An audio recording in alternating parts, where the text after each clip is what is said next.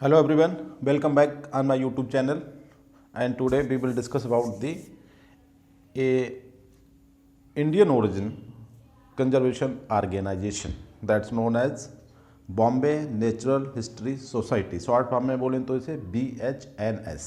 ठीक है, इसके बारे में कुछ सिलेक्टेड क्वेश्चंस हैं, 3 या 4 क्वेश्चन जिन पे हमें थोड़ा सा ध्यान बनाए रखना है जिससे एग्जाम में क्वेश्चन ठीक हो जाए। तो देखिए, Bombay natural history society Indian अगर परिप्रेक्ष्य में बात करें तो सबसे ओल्डेस्ट ऑर्गेनाइजेशन है जो biodiversity conservation and to conservation of the natural heritage of India उसके फील्ड में काम करता है। और ये एक ट्रस्ट है, जैसे कि हमने WTI के बारे में बात करा था कि वो ट्रस्ट है, सेम उसी तरीके से ये एक ट्रस्ट है और बहुत ही पुराना है। मतलब ये आप इसके देखिए, इसकी ओरिजिन जो है वो 15 सितंबर 1983, मतलब 1857 का जो हमारा फर्स्ट इंडियन जो हुआ था फ्रीडम फाइटिंग स्ट्रगल, उससे भी उसके बाद का है। ठीक है, तो काफ़ी पुराना है। वैसे जो ऐसा कोई कंजर्वेशन ऑर्गेनाइजेशन है नहीं जो इतना पुराना हो, जैसे WTI हमने देखा था तो कितना न्यू था वो, इसी तरीके से BHNS जो है काफ़ी ओल्ड ऑर्गेनाइजेशन है। और इसका जो हेड क्वार्टर्स है उसके बारे में बात करेंगे। इसने कोई न्यू इनिशिएटिव लिया है, जैसे इसने अपना एक न्यू सेंटर खोला है उड़ीसा में, उसके बारे में बात करेंगे। 2 जर्नल इस सोसाइटी से निकलते हैं, ठीक है, उनके बारे में बात करेंगे। कुछ बुक्स हैं जो यहाँ से रिलीज हुई हैं जो बहुत ज़्यादा अपना एक प्रोमिनेंट प्लेस रखती हैं इन फील्ड ऑफ जिस फील्ड में वो लिखी गई हैं। दूसरा, आज के टाइम के कुछ ऐसे रिनोवेड इकोलॉजिस्ट जो इस सोसाइटी से जुड़े हुए हैं और ओल्ड में कौन से थे, जैसे प्रोफेसर सलीम अली जो कि बर्ड मैन ऑफ इंडिया हैं, आर्थ्रोनोलॉजिस्ट हुए, वो भी इसी सोसाइटी से जुड़े हुए थे और इसके डायरेक्टर रहे। तो इस तरीके से बहुत ही सिंपल सा डिस्क्रिप्शन है। तो देखते हैं BHNS के बारे में। Bombay natural history society 134 years of natural conservation. देखिए इतने इंपॉर्टेंट है। ये क्या है? एक pan India wildlife research organisation. ठीक है, वाइल्ड लाइफ मतलब दोनों चीज़ इसमें आ गई हैं कि आपका प्लांट और एनिमल्स। ठीक है, wildlife research organisation pan India मतलब थ्रू आउट इंडिया, इंडिया से बाहर भी इसका थोड़ा सा इन्फ्लुएंस रहता है। जो हमारे नेबरिंग कंट्री है मतलब साउथ ईस्ट एशिया जैसे बर्मा, भूटान वगैरह, वहाँ पे भी थोड़ा सा काम करता है। It has been promoting the cause of nature conservation. Nature conservation इसका मेन मोटो है। सिंस 1983 से काम करता आ रहा है।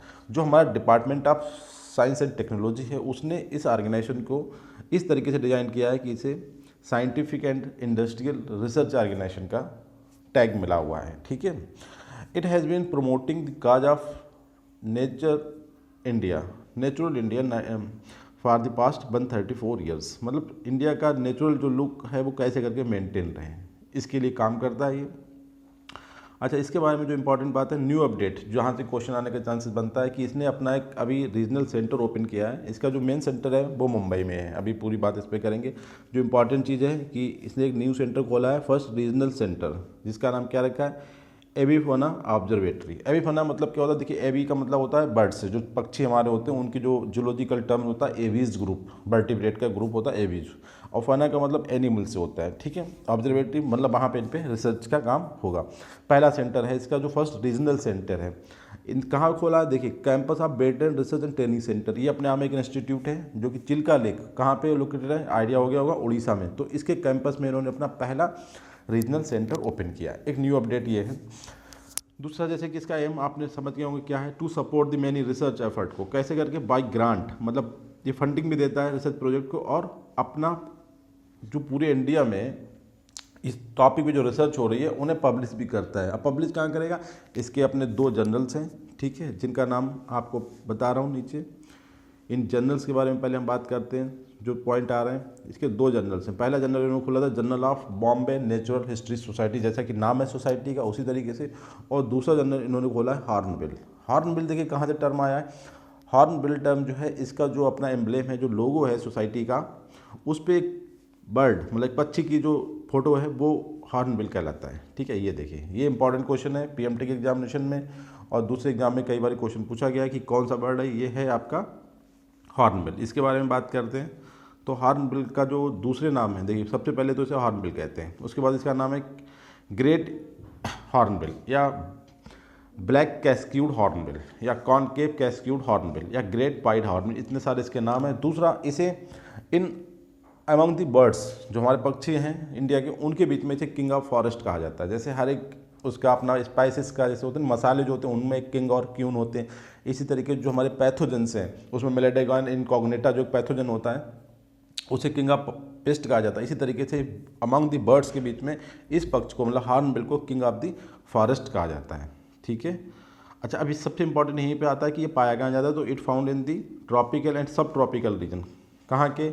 इंडियन सब कॉन्टिनेंट जिसमें हमारे Himalaya and forest of the western Ghat पूरा, ठीक है, और south east Asia and Africa के जंगल में जो tropical and subtropical region है वहाँ पे ये पक्षी पाया जाता है। ये हमारा इसका बॉम्बे नेचुरल हिस्ट्री सोसाइटी का लोगों पे जो पक्षी है उसके बारे में बात कर रहा हूँ।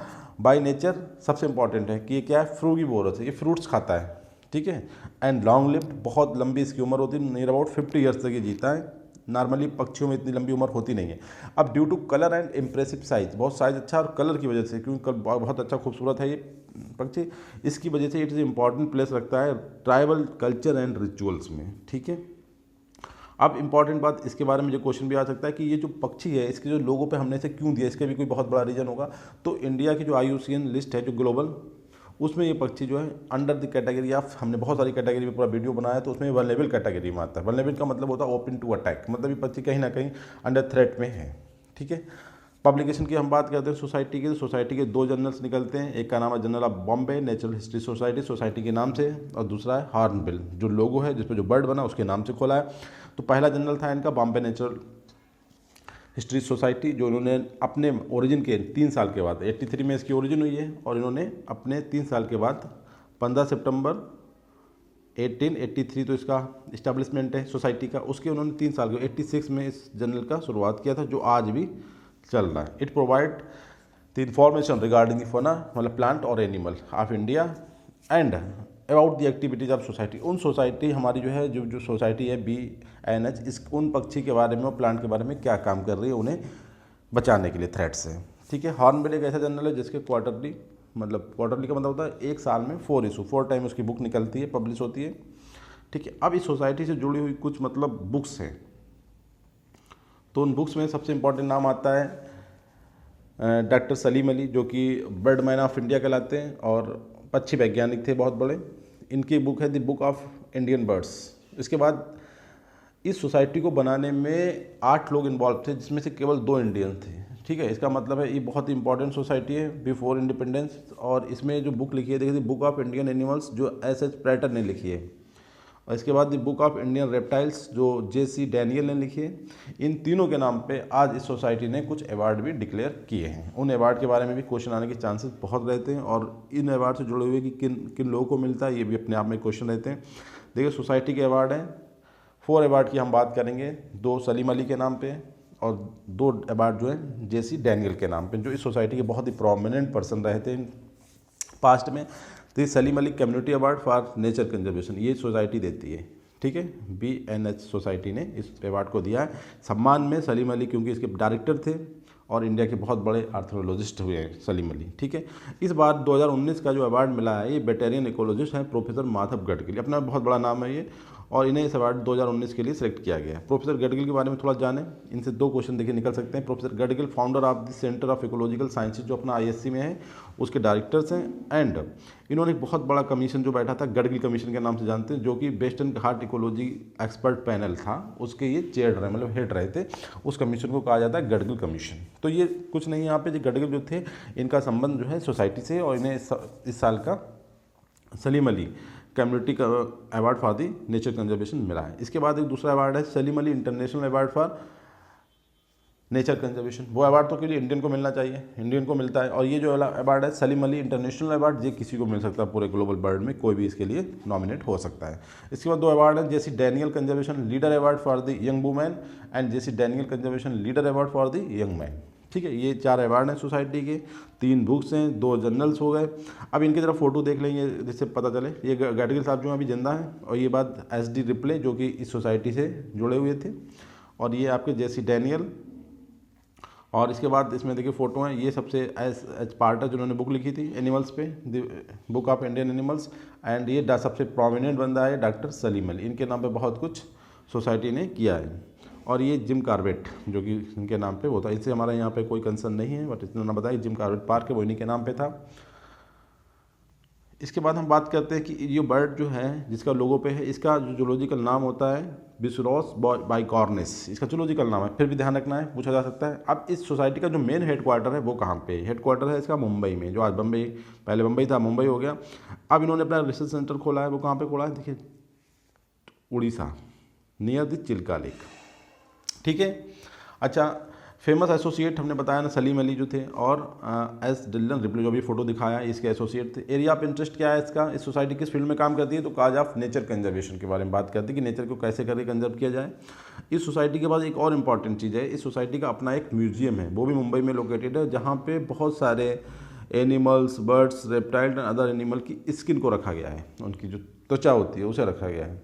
अब मिशन की बात करें, इतना पढ़ने के बाद आपको आइडिया होगा मिशन क्या हो सकता है, conservation of nature, primary biological diversity की बात करता है, थ्रू एक्शन बेस्ड रिसर्च करते हैं ये लोग, एक्शन रिसर्च की बात करते हैं। देखना रिसर्च भी कई टाइप की होती है, तो ये एक्शन रिसर्च करते हैं, एजुकेशन एंड पब्लिक अवेयरनेस के थ्रू ये बायोलॉजिकल डाइवर्सिटी को प्रिजर्व करने के लिए प्रयास करती है सोसाइटी।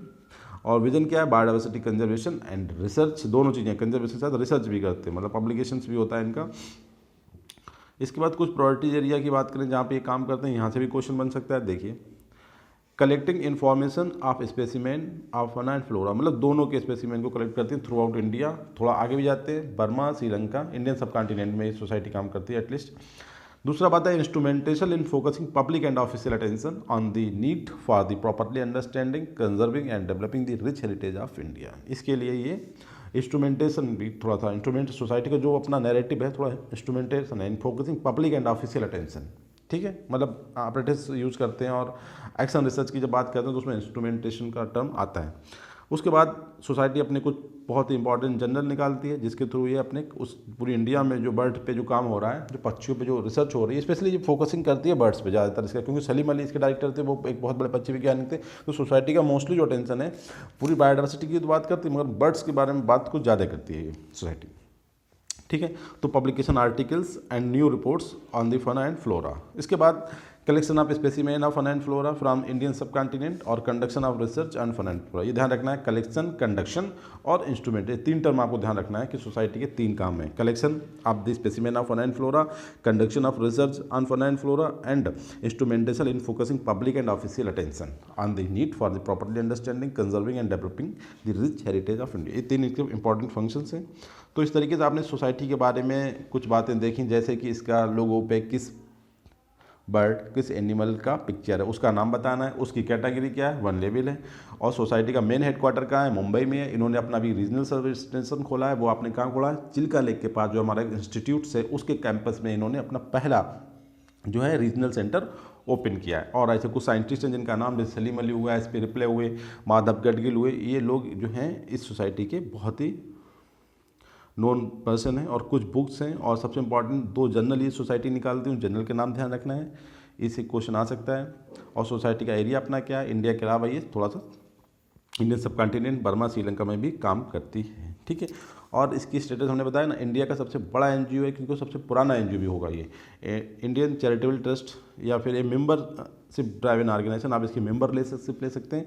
और इसकी जो स्थापना थी, जो स्टार्टेड हुआ था, इसमें 8 लोग थे, जिसमें से केवल 2 इंडियन थे, ठीक है, ये ध्यान रखना है इसमें आपको। तो इस तरीके से इसके बारे में जो आपका क्वेश्चन है वो 3 से 4 क्वेश्चन बनते हैं। स्थापना दिवस 15 सितंबर 1983, किस बर्ड का लोगो पे पिक्चर है इसका, तो आपका हॉर्नबिल। सोसाइटी के जर्नल का नाम आपके लगाएं, journal of the Bombay natural history society and hornbill.